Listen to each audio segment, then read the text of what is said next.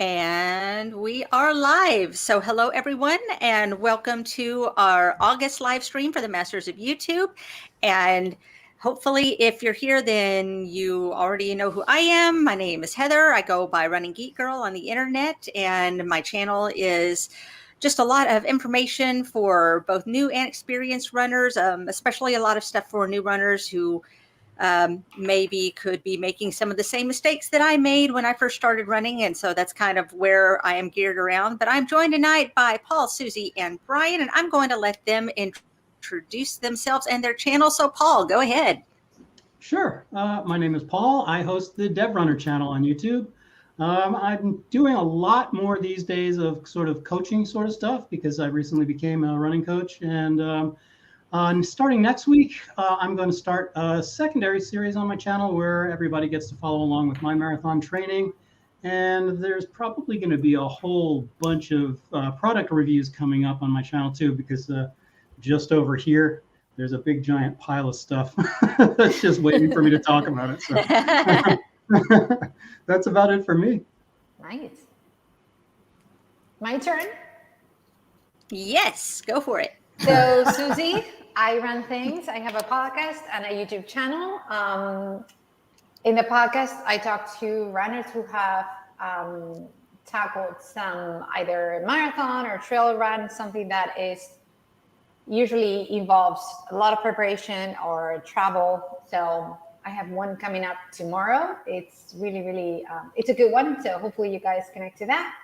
And my YouTube right now, I am training for the New York City Marathon. And Yay! In the near future, I'm going to be training with Heather for the Walt Disney World Marathon. So you're hearing this here first. Yes. That's awesome. We have not announced that to anyone yet, but yes, we are both signed up for the Walt Disney World Marathon in January. Yes, we are. That was super awesome. I would do that stuff. Yeah, I guess my turn. I am the ultra runner. I do 100 miles, 100K, 50 miles. That's what my specialty is, which I don't do it well, but I'm able to do it. YouTube channel and other social media outlets, Facebook, TikTok, IG, stuff like that. Right now I'm in limbo transition time. I'm doing a lot more reviews on the channel and whatnot, but I'm crewing somebody for Eastern States next Friday and Saturday. Cool. My running partner, she is the crew chief. So there's a bunch of us. I'm one of the pacers. So I'm doing a 20-mile stretch probably at like midnight.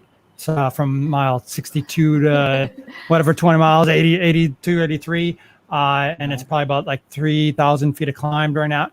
So I'm transitioning video stuff into that. Won't be a series, but it'll be a cool video. And then September, I'm probably going to start working different.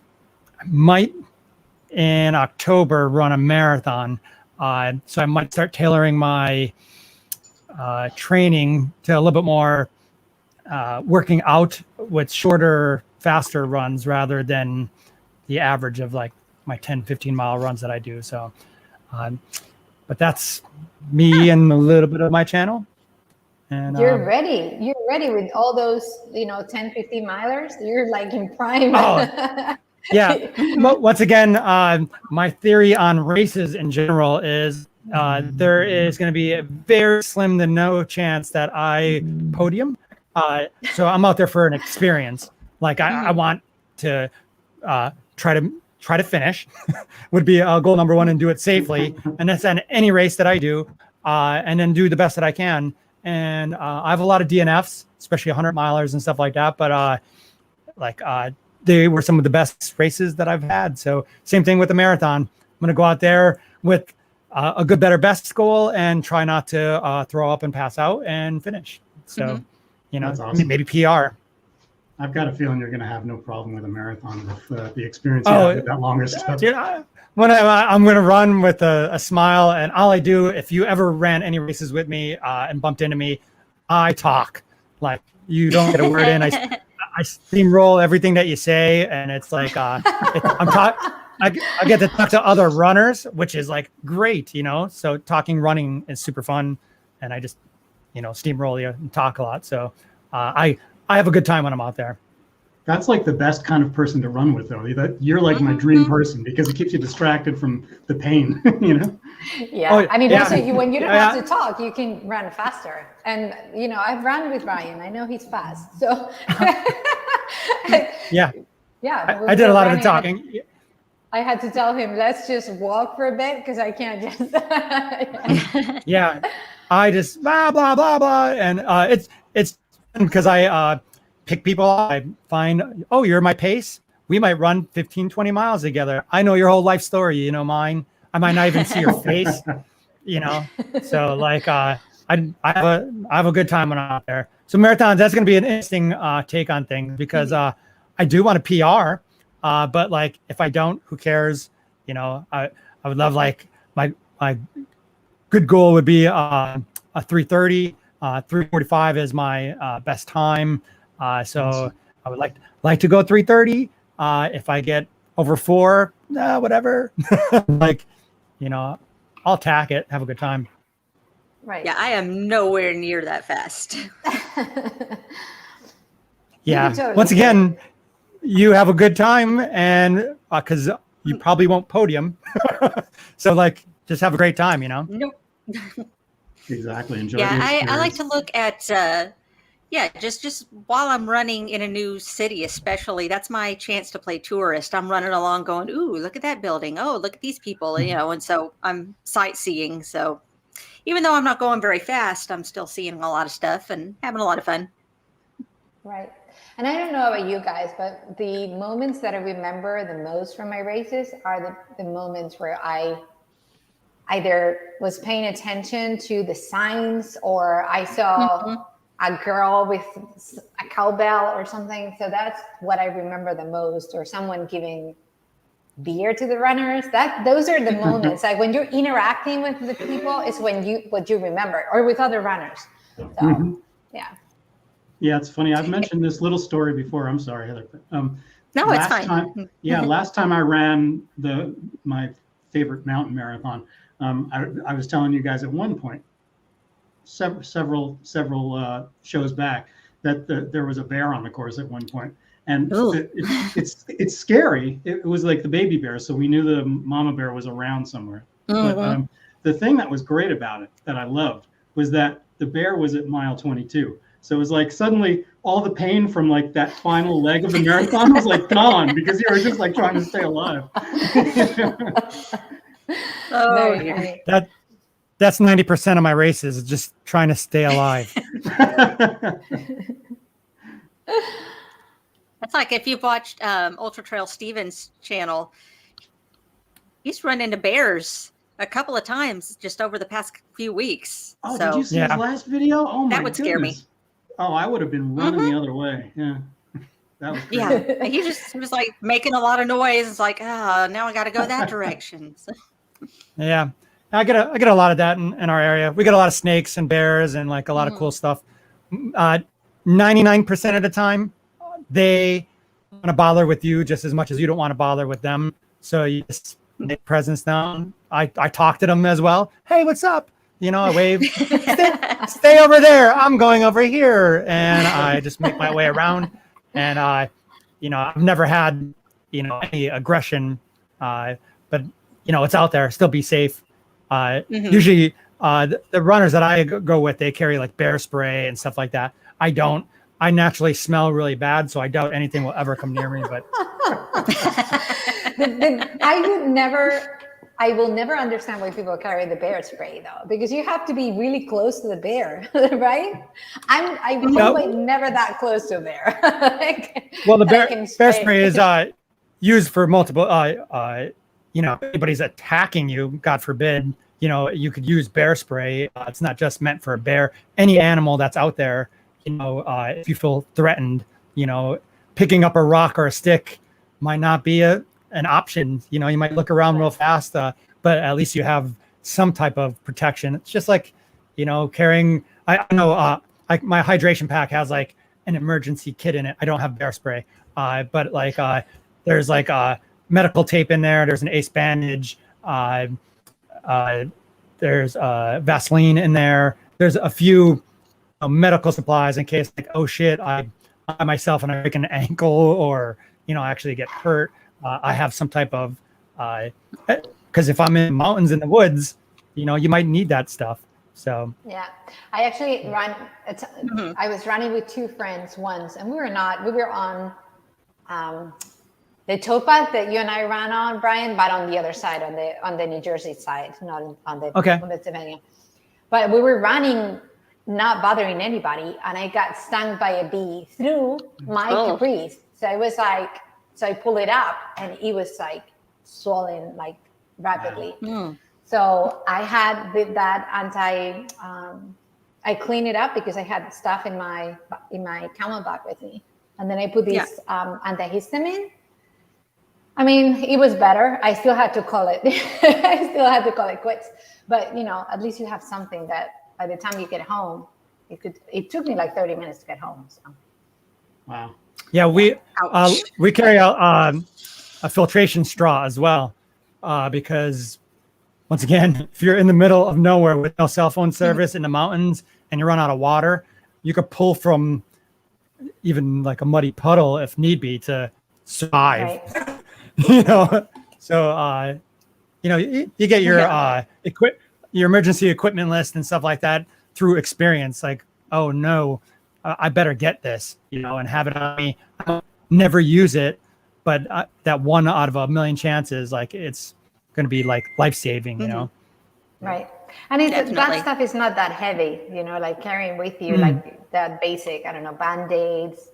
I got the burned, like the stuff you put on when you get burned, just in case, again, I'm out there and I get burned.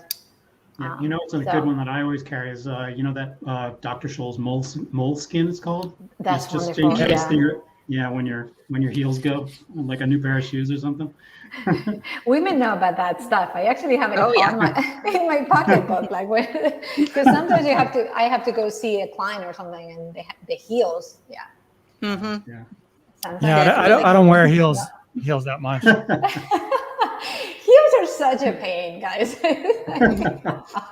I can only imagine. And we've got Anthony checking in from the West Coast. So hello, Anthony. Oh, are you reading this? He had 2 pit bulls follow him for 7 miles. Yeah, I was gonna say I am more scared of dogs than I am of like wild animals, because I think a dog, if a dog is like aggressive, they could really cause damage. So. Right. Yeah. Well, I've been chased by little dogs before, and that's bad. I'm sorry, all the time. Yeah, that's just the worst because you don't want to hurt them. Yeah, I have a lot of dogs living in country land. People just let their dogs roam free on their property, and it is very rare that I get one that I'm nervous about, but a lot of them do run out like to the road or whatever that I'm on. And I could tell they're only doing their job to protecting their property. And it's like, hey, how's it going? I'll walk, so I seem non-threatening, and I'll talk to them. I talk to them as well. Hey, how's it going? I must think you don't want to bite me, and like, you want to come run for me? You're not going to be able to keep up, and usually they just like walk away or because they see that I'm a non-threat.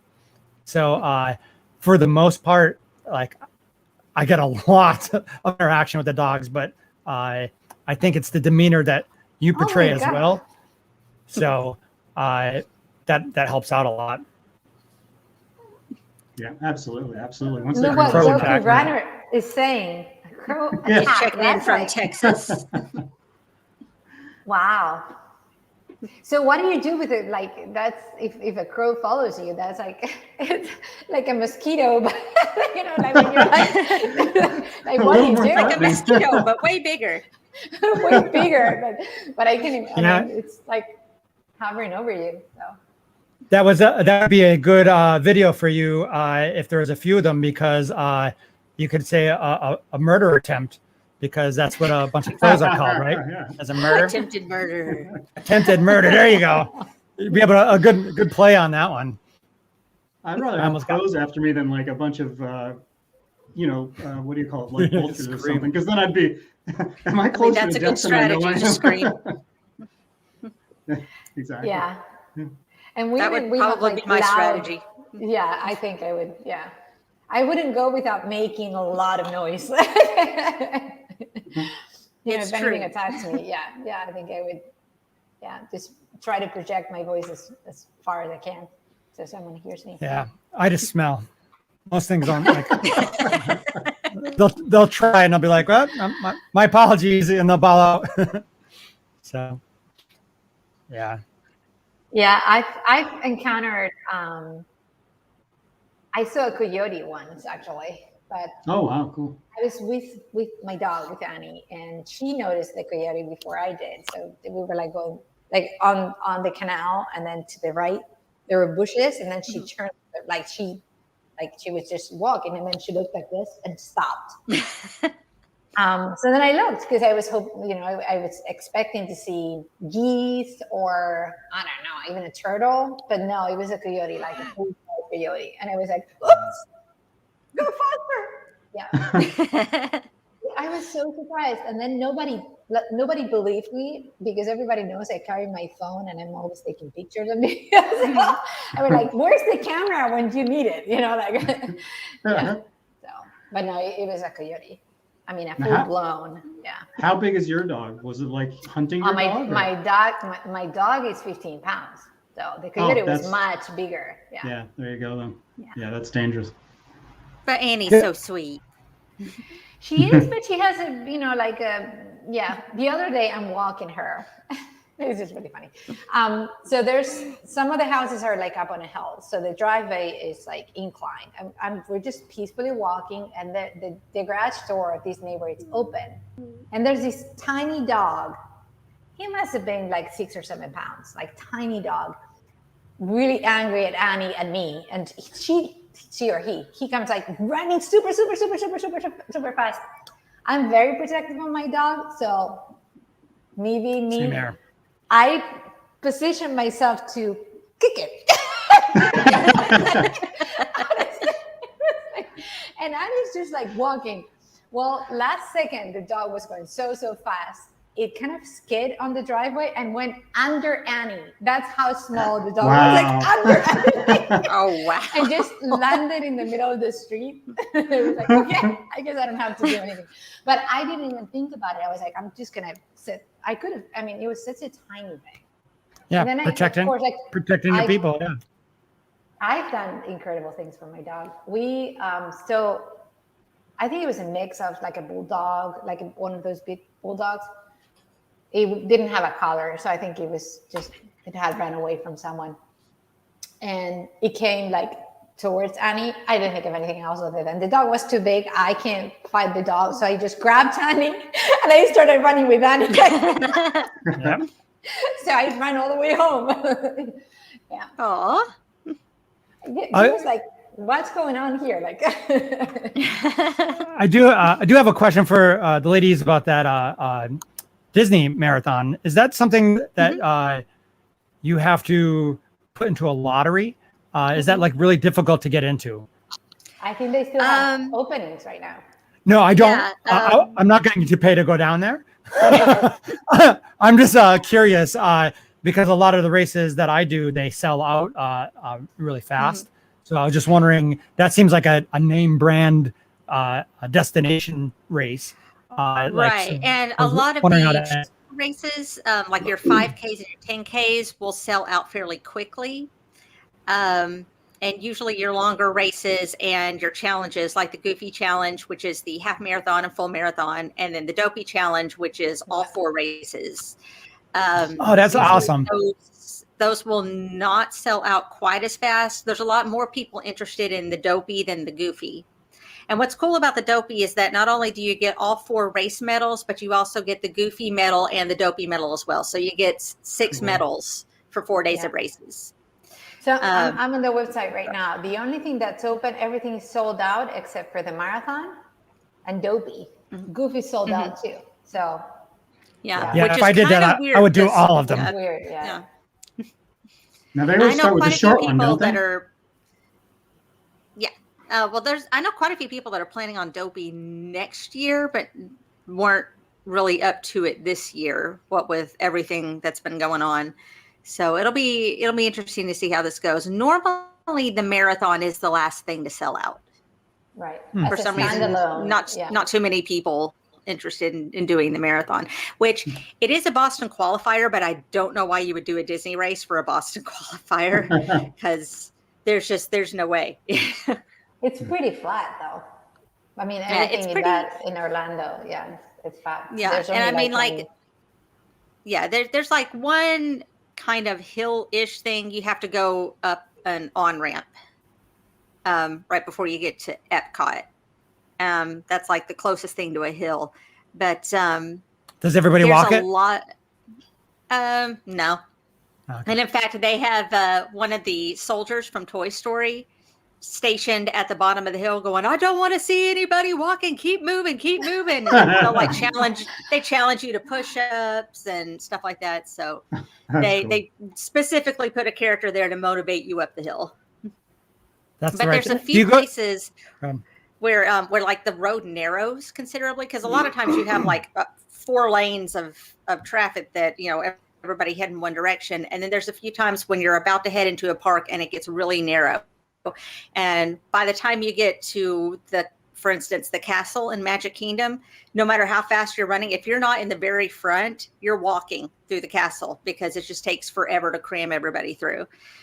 So it's an interesting course. Yeah, there's a lot of races that I do that turns into single track, and especially in the beginning of the races, like you're in a conga line, so you're not going 8 minutes, you're going 16 minutes, usually on a conga line, somewhere. So do you get to see like they go through different themes within the park, I assume? Like is that like the magic of it all, is that you get to see like different worlds as you go through? Yeah, you get to run through all 4 parks and the Wild World of Sports. You get to go through that. And they always put out on just different places on the course. They'll have Disney characters, but they're not the typical characters that you're going to see in the park. And when they do have some of the more typical characters, like Mickey, Minnie, Donald, Goofy, they have them in outfits that you would not normally see them in. So, for instance, like runner's gear? Like they had Goofy in golfing gear outside of Disney Shades of Green Resort with their big golf course. And then they'll have characters out there, like they'll have Hades and Pain and Panic from Hercules, and they'll have grave diggers from the Haunted Mansion, just things that you're not normally going to see every single day in the park. So it makes it a little more interesting for character stops. Right. And they have some of the rides open. So, yes. So you can even stop and ride. Yeah. That is so cool. Yeah, by the time you get about halfway through, then they're open. So I'm sure that's for family that's there as well. So. Oh yeah, and there are people that will, when you run through Animal Kingdom, they will veer off the course to go to Expedition Everest. Once they see that you have a bib on, they throw you in the single rider line, and the idea is to ride Expedition Everest, get off, and get back into the race before you get swept. That's so cool. I wonder what that looks like on Strava. It's like you're moving along at like 7 miles an hour, and then suddenly you're whipping around in circles. That'd be funny. Do you see like a lot of like stormtroopers and stuff like that? Is there like a lot of Star Wars action that's there now? I'm hoping for that. Because I'm a dork, Well, they usually have 1 or 2, but they pretty much save that for the Star Wars light side and dark side weekend. Which is not happening anymore. They're sort of reimagining that whole weekend. I think what they're trying to do now, just from what I've heard, is they're going to alternate years between Star Wars and Marvel. Oh, that would be nice. Yeah. Because Star Wars could be overkill. Not everybody wants to run. I disagree. Every year. But like you and I are in the same. but yeah, I think alternating it, because it was the weekend with the least runners always. The Star Wars weekend. Because see, the way they used to do it was they had 2 Star Wars weekends, one in California and one in Florida. And I believe California was light side and Florida was dark side. And the idea was to run the races on both sides of the country to get your Kessel Run medal. And when Disneyland stopped hosting races, then they kind of had to do away with all that. And so they were trying to do dark side races in Disney World, and they were trying to find a way to do some marble races because they tried to throw a few of those in. And I think now they're deciding that they're just going to have to switch back and forth every year to make sure that everybody gets a chance to do something. Right. It's a great idea. And again, that's just rumor, but I would love that. I would love both of those. Yeah, if I had time and money, I would do that stuff. I'm not a marble. Yeah. So. Yeah, but I understand why they would do it because a lot of people would want to run a marble race. So. Yeah, I like totally. all that superhero stuff. I'm a Star Wars fan though. You know, from a kid. Like my dog's name is Vader, and my son's name is Luke. So like, you know, so cool. a lot of Star Wars flavor in life. That'd be really cool though. Yeah, I think, like that's my idea of having fun. Just run as Princess Leia, like with the buns and like. Mm-hmm. Yeah. Oh yeah.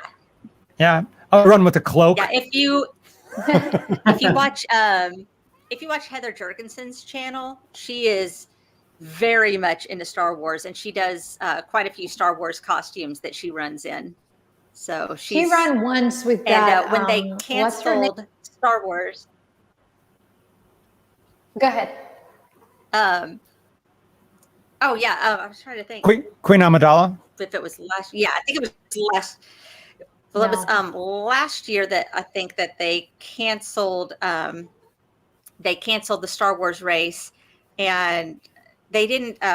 Everybody that entered didn't even get the medals and stuff, which they ended up doing that for marathon weekend because I think a lot of people complained, but Disney just kind of refunded money. They didn't give out medals or shirts or anything like that. But she decided that she wanted to run the races anyway. And so she built her own medals out of Lego, and she and her son set up character stops where they had like little Lego mini figures by the side of the road that she would pose with and take pictures. So she was trying to get the whole effect of doing the races without it, but it was really cute. Yeah, it was. I watched that series. So she was Ahsoka Tana. Ahsoka. So she ran with the whole thing and the makeup on her face. Yeah, it was quite something. Yeah, that's going to be the new Princess Leia for the next generation coming up because Disney's doing her series, and it looks like it's going to change Star Wars for like all the online stuff and things like that. So right. And I see we have Dr. Andrew checking in. And we have Jess checking in as well. Hello. Hi, Jess. Hey. Very nice. They jump in during our Star Wars talk. I know, right? So how many people actually? How many people do that race? Like for the Disney race that you're doing, is that is it 1,000 people? Is it like 5,000 people? The marathon is probably 36,000. I think it's one of the most popular marathons. Wow! So it's like New York or something. Huge. Wow. New York is 55,000, but the Disney Marathon is up there. Do they have corrals, or is it just everybody just kind of going? They have corrals, and in fact, in each corral they have like sub corrals. So they have like corral A is going to be your your wheelchair and your elites, and then like corral B, it's like about a third of the way through they put up another rope. And so they let the first group through, and then they'll put up another rope, let the second group through, and then finally all of corral B. And so they'll let you go in 2 or 3 waves in each corral. Because so you could hear the starting gun for the first corral and still have like a good 45 minutes to an hour before you leave your corral. Wow. The last time I ran the half marathon, by the time I got to the start line, the wheelchairs and the elites were coming back to the finish line.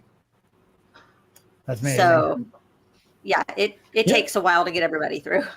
So Yeah, I'm most- looking at the participation. So they beat their record in 2010 with 55,000 people.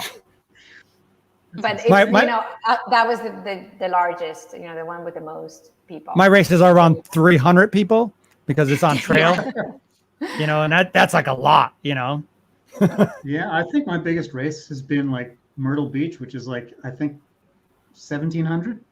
That's like the biggest race I've ever run. Wow. Yeah. I've never been corralled before, I've run, I like big races. Like I have to say, I just like them. That definitely has an interest to me. I would love to do that stuff. But I'd rather run in the mountains and train that way. But as I said, the marathon idea interests me because, I don't know, running on road is a little bit easier for me than it is on trail. Like trail really beats me up because if I go a long distance, I'm usually in la la land talking to myself and not paying full attention. And I fall a lot. It's my fault for my injuries and stuff like that. I fall even when I'm paying attention. But road, I could really zone out and I could really be daydreaming and just put it on autopilot. And sometimes I wear headphones on the road, but I don't in the mountains because I don't know, I'm distracted by Mother Nature and stuff like that. But I don't know. It's true. The gun goes off, and then you go, okay, well, we'll be there soon. Now I'm kind of curious about that. You know how like official marathon times are always gun time. So like if you're like if you've got like a 20-minute wait to cross the start line, does that you have to, that's part of your run time? No, they discount. Well, so they chip time everything for Disney. So. Okay. Yeah. But you have to, so here's what you have to do. When you're crossing the start line, you have to pay attention to the clock and discount that when you cross other, clocks along the course. You start to watch as you cross. Yep. Yeah, you started, but then when you're running, you have to remember that. Like, okay, it started 10 minutes after the first corral. So then you're discounting that. So when you see 50 minutes on another or clock, 30 minutes it's 40. Gotcha. But some races move people forward really quickly. Like Philadelphia, for example, has 35,000 people, and it moves so quickly. It's so well organized. Yeah, you don't have to. It's like constant moving of people. So, yeah. You guys are getting me interested in marathons. Like I would never experience anything like that large before. That seems pretty cool. I'm sure that there's people all along the course, on the roads and stuff like that, right? You're never alone. I mean, there's always people. There's people everywhere. My first 100K, ever. 12,000 feet of climb in the mountains, and it rained really hard. And for about 6 hours, I only knew I was on course was because of the aid stations. I didn't see a person for like 6 or 8 hours, besides hitting like an aid station and seeing like people here and there. But like, it's lonely to where it's scary at times, especially at night with bad weather and stuff like that. Like, it would be really thrilling to me to be able to look left or right and see somebody waving or cheering. You would be able to clapping. talk all along. Oh man, that would. That's exactly. You meet, Yeah. No, I like that stuff. It's a great distraction for me because if I run with a partner, which usually once a week or so, I have 2 running partners that run. One of them is usually available. We could run 20 miles, and like I'm tired and winded a little bit. But if I ran 10 miles on my own, it feels like I ran 30 miles.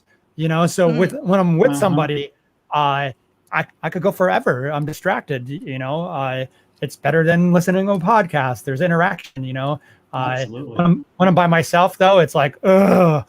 At times, like I really have to figure out how to distract and that's your mental fortitude. Although type. I always talk to my podcast, so. Oh yeah, I do the same thing. I think tons of things to do for videos and like stuff for YouTube and social media. And then when I get home, I'm like, nah, I'm too lazy. I get the best ideas when I'm running. Like, I should do a video about this. Yep. So, and then I forget. It's like, what was that good idea I had? Like, it would have gotten like that a happens to me zillion all the views. time, Yeah. all the time. Yeah. Yeah, that's why I keep a planner like right in the kitchen where I walk through all the time, and I'm always jotting down, okay, in 3 weeks I don't have anything planned here, so I'm gonna do this video, and then I'll back up a few days and be like, I'm gonna write the script for the video right here, and I'm gonna film right here. Yeah. Right. I don't even write scripts for my videos. I've done it on one, which made things easier. I don't have. I'm too bipolar and like too lazy at times to where like, hey, today I need to get this review out, and then I do a little bit of research, and then I do it on the fly, and then I I'll save make all a the videos list of all the points I gotta hit. See, now I'm much closer to you, Heather. Like, if I feel like if I just fly blind like that, I'm just not good enough to you know what I mean? I just be all over. I'm the gonna place. forget something. It's like I Exactly. know. I have bullet points, but I don't, like they're like just like topics I want to cover. Yeah. I make a list. This. Yeah. Yeah. It's interesting because for the podcast, the intro and the outro, I always have to write it down. If I don't write it down, it just doesn't work. And I don't know why. I have to have the written text of what I'm going to say. Whereas on video, it's just not like that. It's Yeah, Funny a lot of story. people actually do that. I don't. The show that I just did on stage, the very first scene that I was in was me answering the phone and talking, and I always had to stop myself every time to make sure I didn't automatically go into my YouTube intro because it's just so ingrained now. That's so funny because Like, that's not the line. I can't do that. that's just hilarious. Yeah, I'm like the opposite. I will never do my make sure you like the video, comment, and subscribe. I'll always forget to say that, and I always have to go in and like do another little bit and then edit it in later because I just completely forget about that stuff. Yeah. Yeah. I just started a new job, and I have to, when I call people and leaving messages, I have to remember I'm not with the other company. I'm with the new company, because it's like I could just leave a message like, I'm Miss Pam's here. Hello. Hi, Pam. Watching from the next room over. I was going to say she could cross the door, like open the door, say hello. It counts Does as your watch wife- time. Do you run, Pam? I don't know if your wife runs. No, not yet. Not yet. She's Not working towards it. yet. You're working Not on yet. it. Yeah, I mean, there's nothing. My husband doesn't run and my son doesn't run, so I would love for them to run with me.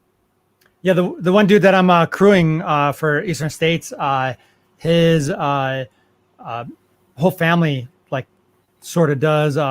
He started out as a Spartan race guy, and he was flying all over and doing that forever. And his wife does it as well. And now he converted to ultras, and they run, like the family runs like on the treadmills with them, and they work out, and like the whole family unit is like such a dynamic experience, because a few training runs I did aid stations with the family, so I got to meet them and stuff. That like my family does not like running. And when I talk about running, they do not like me talking about running. So, Well, my husband doesn't like me talking about running either. Yeah, like I'm he not there with cannot you. understand it. Yeah. Yeah. My I told my 4-year-old husband- came. My 4-year-old came into the room the other day, and she goes, "Hi, I'm going to exercise," and she just starts running in a circle. I said, "What are you doing?" She goes, "I run. I get strong." I said, "Well, how much are you going to run?" She goes, "I'm going to run 5." I said, "Okay, good job." Maybe she'll be a runner. I don't know. Yeah, yours are young. Mine is never gonna. Well, I never say never, but he's 17, so yeah. That's My so husband cool. told me the other day, well, at this point, I can't not really become a runner because you're like way ahead of me. So like, even if I became a runner, I was like, no, I would wait for you. Like,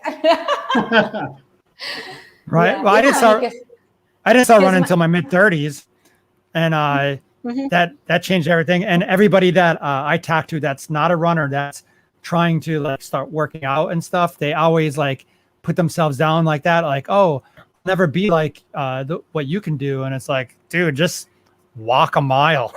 You know, Oh, exactly. Yeah. who I didn't cares? start Like, running until I was 42. It's like crazy. yeah, Right. just get out there and then enjoy something, and then if you want to move forward with more, you add more onto it, and eventually, if you want to run something, you know, a marathon seems impossible. You know, half marathon might seem impossible, but eventually, if you just keep going after it, like it's not impossible. Then you'll be thinking the 50K is possible, and the 50 miles, and 100Ks, and you get that bug. Stuff. Got to start somewhere, though, right? Right. It's always impossible till it's done, you know?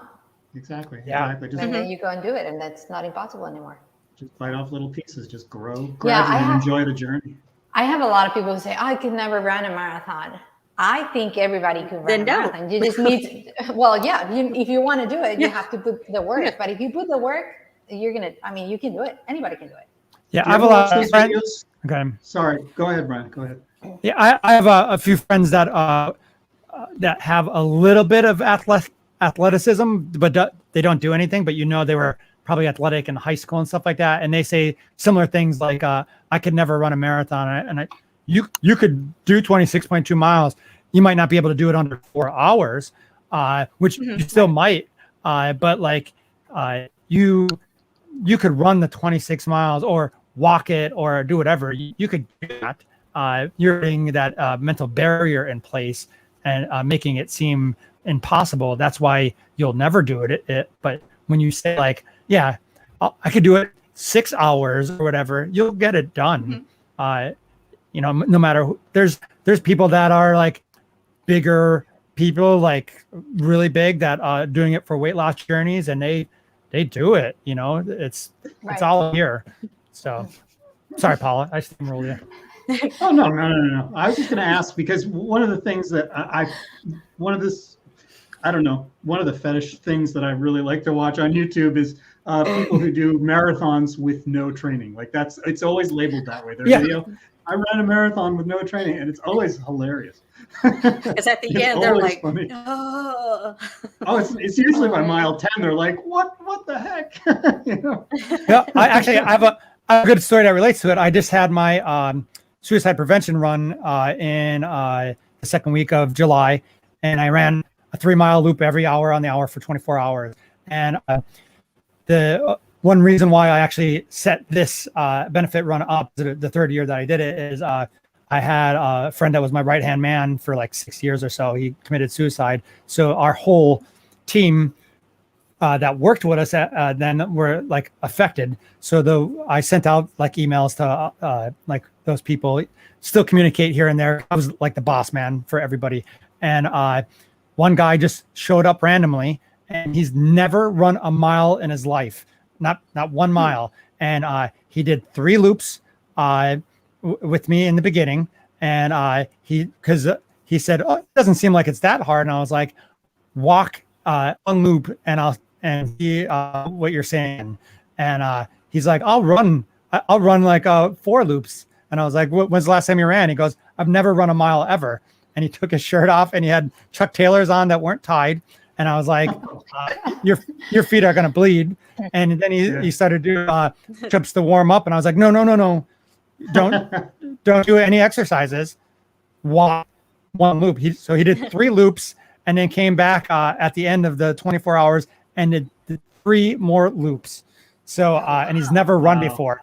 And he did the first loop we did, like we jogged it, like, and we did it in 35 minutes. And he's like, how was that? I go, that was actually really good for 3 miles with 250 feet of climb for running before. Oh, that's awesome. And I was like, thank you for coming. He goes, what do you mean? I'm doing another one. I was like, that is awesome. I was like, so I made sure that everybody that I talked to, like the dude's name is TJ. I was like, make sure you tell TJ, like, that's amazing, because what he's doing is actually mind over matter. That is an amazing feat of what he's doing. Because most people think that 3 miles is inconceivable, Like, why would you want to run 3 miles? Dumb. And he did it multiple times. And he's like, wow, I understand. Of course, he was a previous addict as well and things like that. And I was like, this is perfect for you. And he texted me the next day and he's like, I'm hurting real bad, but like, I understand running. He's like, I could do that. I'm like, yeah, man, let's go for walks. You know, if you want to jog somewhere. And he's run a couple times since then, but still cool. The whole concept of running a marathon without any training, like he ran 6 loops, which is, or 5 loops, it was 5 or 6, I don't know. He ran 15 plus miles without ever running a mile before. That's crazy though. He's in good shape because usually, I mean, you don't even have the stamina to. Right. It's not easy. I mean. Right. I love when people have that kind of attitude where once they set their mind to something, that's it. You know, they're just going. The first time I went out for a run, I was in so much pain the following day. Like my toes were hurting so much of all things. Like I was crampy everywhere. But my toes, I don't know why, they were like, when I was walking, they were hurting. Like, why are my toes hurting? And I was probably like pushing too much. Or, I don't know.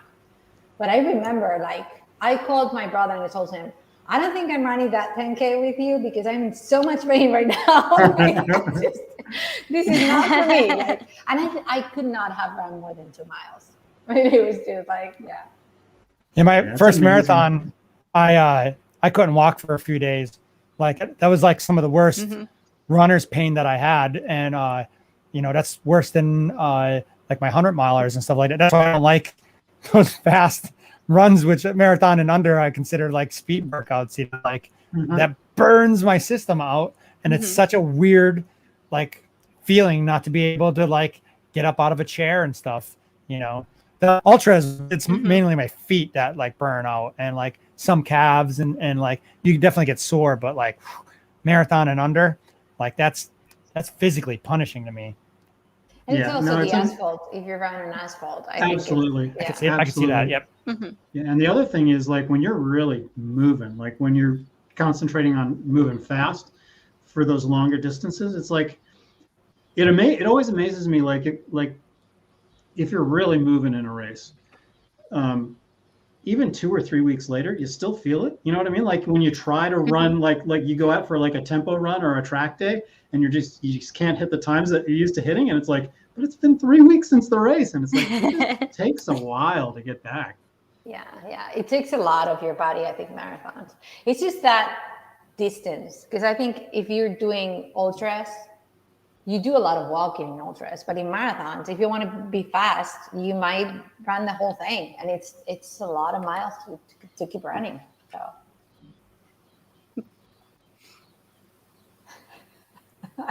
Oh yeah, I'll never forget that. I felt so bad for that woman, and my wife was laughing. Laughing her head off.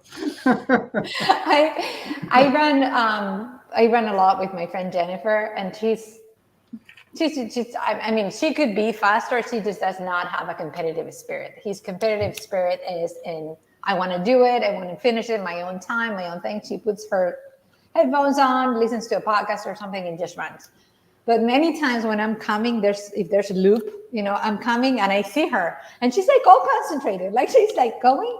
And I'm like, Jennifer, and she's like on her own, like in her own world. And it's so, like, you know, like it's so amazing to see. Like she doesn't care about anything or anybody. She's just in her own space. She's happy. I mean, because, you know, it's sometimes because I see her on the way back, she's just smiling and just, she has that face of being like in the, I don't know. She's in the moment. She's enjoying herself. Yeah. It's most of my, I'm very similar. If you, God help you if you see me in the middle of the woods running, because I'm probably talking to myself. You know, there's times, especially if I'm out there like 5-8 hours, like on a really big long run, I might cry to myself. I go through like a gambit of emotions and stuff like that. But usually like, I'm like, yeah, crazy person in the woods talking when these guys, most of the people I see have like big packs on, like hiking through, and they see me like hurdling like trees and shit and running through the path, and they're like, what is this guy doing? Because some of these people will be like, oh yeah, I'm hiking this 20 miles in 2 days, and we're camping and stuff, and I'm doing the same thing. I'll be done in like 2 hours though, you know. So like, and they'll be like, what? Yeah. But yeah, I'm usually in my own world, distracted, having a good time, especially in the woods, you know, no headset on, but I'm still, you know, talking to everybody that's not there. So see, I really admire that about you know, you, Brian, and for like all ultra runners. That's why I eventually want to go into that world, is because I wonder things like one of my bucket list races is like Big Sur. And I always wonder to myself, I mean, it's such a beautiful course, but I just wonder if I would be of the mindset, like usually on races, I'm just like so focused on don't slow down, on numbers, all that stupid stuff. And I wonder if I'd even notice what was around me. You know what I mean? Like I want to look. I'm hoping that ultra running, if I take it up, will kind of flip that for me, so that I can actually enjoy the process instead of just be worrying about, you know, whatever the watch says. Yeah. Well, yeah, I interviewed, I don't know if you listened to my latest podcast. It was with he's a big Swift runner, but he does a lot of ultra running. He did Val d'Aran, which is the latest race with UTMB. And he said, and so I asked him, I said, so are you like, when you're running through like the Pyrenees, do you pay attention to your surroundings? And he's like, it's so like steep, you have to pay attention to where you're putting your feet. So it's like, you can't really, unless you're like in a state, like water station, or you know, you're like walking, like literally walking in a certain space, you're paying attention to the ground under your feet, because you could just break, you know, like fall down the hill. So. That's what I have issues with. You know, I carry a GoPro on a stick, and I see a lot of cool stuff, and I have like bullet points or ideas that I would like to portray during my adventures on there. But then you get to a certain point that you're in survival mode, and I have this issue with every one of my race videos that like I get a lot of good footage, and then all of a sudden I'm trying not to throw up and pass out. Like I'm really like trying not to die, and it's like I can't look outside of the box and hold a GoPro to document this, because I don't have enough energy to do both. You know, so my brain prioritizes breathing and moving forward rather than like filming and stuff like that. So I think ultras, yes, you're going to be in areas that you're going to, it's going to be worth it for the view and stuff like that. But a lot of times it's you against you out there, and it's overcoming adversity. That's why a lot of people that have like some type of alcoholism or addiction or some type of mental issues, they get into these ultras, because it's when you hit the wall in a marathon, like, you know, all right, I hit the wall at mile 16, 10 miles left, work through it and stuff like that. When you hit the wall at mile 30 and you have 70 miles left, you have to work through it. And then when you hit the wall again at mile 50 and you have to work through it from not passing out, and then you hit the wall again at 4 a.m. and you're like waiting for sunrise, you're re-evaluating yourself and you're exploring things that you never thought was possible. And I think that's where people get these like that had previous issues, that this is another form of addiction and like high that you get from overcoming certain expectations and boundaries that you self put out there, and then you overcome them. And I think that that's the reward. Like, yes, finishing is super awesome, but like, you don't know how many life cycles that you go through during like a 50-mile, 100K, 100-mile race. Like, it's a constant evaluation and rediscovering of yourself going through all that stuff. I think that's where the biggest joy is. And when you're not watching I'm 30 seconds off a pace here, you know, you're experiencing a cool experience, you know. Right. And runner's high is a thing. I mean, if you hit runner's high, as we start, you hit it. As we start to wrap. Yeah.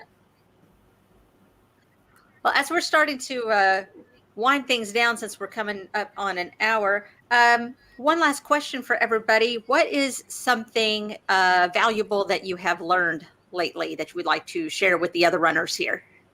Oh boy, good question. If anyone would like to start. Yeah, Really good I could question. start because I Go like to for it. talk. Yeah. I had a 17-mile run that we did the other day, me and my one running partner, and we video doing like a bunch of stupid stuff, and she actually thanked me because when we started out as road runners working the half marathon scene, we were involved with our heads down in the numbers. Hey, the last time we ran this, we were 2 minutes faster. We suck, and like we were really into the statistical aspect. But once we crossed over to Ultraland, things were a little bit better on that. But like I myself going through, crazies to begin with as well. I'm trying to pull back a lot more and live in the now and give thanks to the environment that I'm in. So like right now I run through the country and I see some amazing things out there to where, just like Paul was saying, I'm actually even in mid run and I might be like busting out like an 8-minute mile, 7-minute mile. And I come up over a ridge line and I see like a mountain view. I put on the brakes and I take 10 seconds or so and I take a photo, maybe not all the time, video, not all the time, but I enjoy and give thanks to that moment because I'm out there running for therapeutic measures and to enjoy the experience of running. Every day isn't, I'm not trying to get a medal every day and win a race every day. I think the running is therapeutic to me. So what I learned, my partner was like, since the last year or two, you put things into perspective to where now running is more enjoyable. It isn't like a task that I have to do this type of training in order to get this goal. The goal is get out and enjoy the run. And she's like, it's more therapeutic. Like I get more of a runner's high.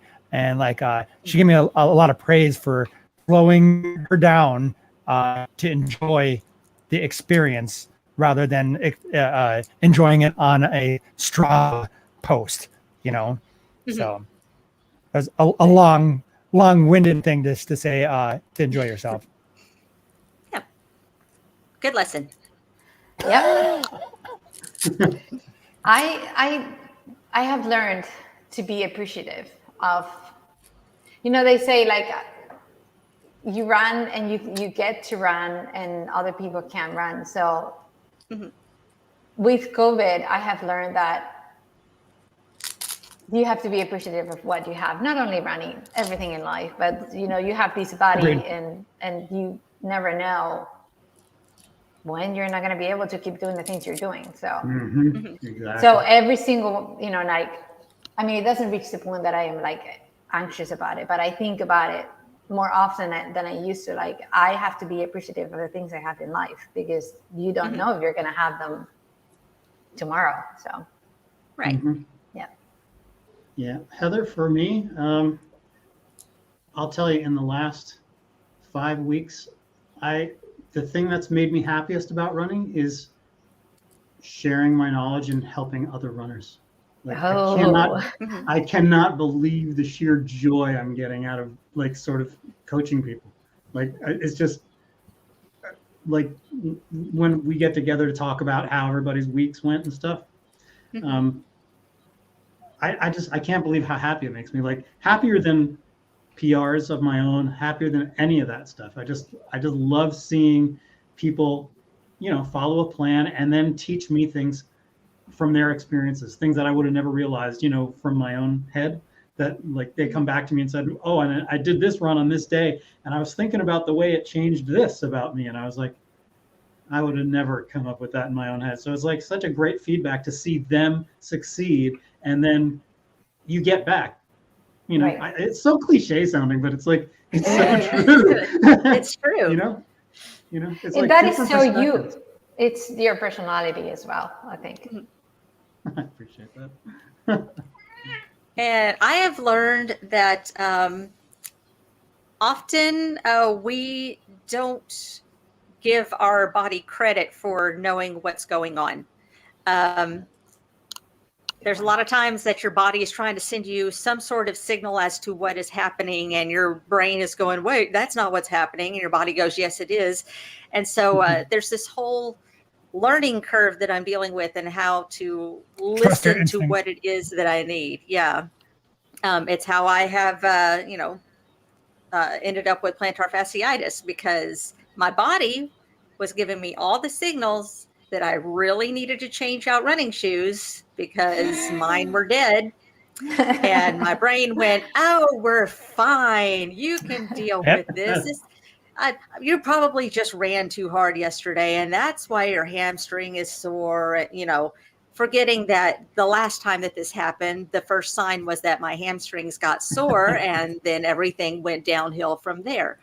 So learning to listen to your body is definitely a skill that people need to develop, and it's hard to learn it the hard way, because now I'm having to deal with. The funny thing is, you could look back at this again later and say, when you get plantar fasciitis again for the same issue, you could look back at this and say, yes, this is a life lesson for everybody.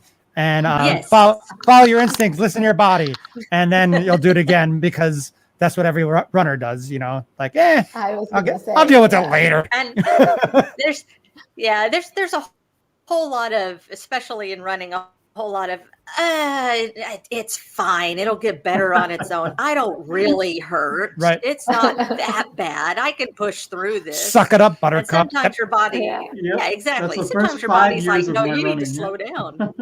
Mm-hmm. Yeah. It's only in the last couple of years where I learned that lesson. So learning hard lessons about listening to your body. That's where I am lately. Well, this has been a great discussion. Again, we kind of went all over the place. I love when we do that. That's always fun. So everybody, if you want to just give one last shout out to your channel, maybe tell us what you have coming up, and just sign us off.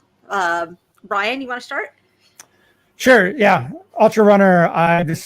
Right now, over the next couple of weeks, will probably be a little bit more reviews and just some of my generic training runs. I have a little bit more coming up in September. August is just a weird layover month for the summer for me, but still doing tons of branching off into the TikTok IG world, which is kind of weird for me being an adult, but it's actually pretty fun doing that stuff.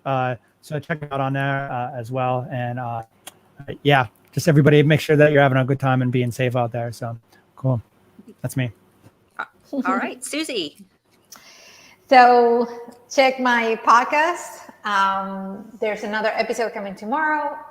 And Yay! on the YouTube. So the episode tomorrow is with a guest I've had in the past. And it's been like, people kept asking me if I was going to bring this person back. So, and then on the YouTube, I'm just going to have a lot of training runs for New York City Marathon. So I'm amping up my training again because I had a soleus there. So now I am picking it up. So this week is probably going to be my first week in a long time that I'm doing 40 miles. So, yeah. Because I didn't listen to my body. That's why like that is actually the truth. I wasn't paying attention. Yeah. Cool. And Paul. Yeah. So I'm Dev Runner on YouTube, and I'm the Dev Runner on Instagram.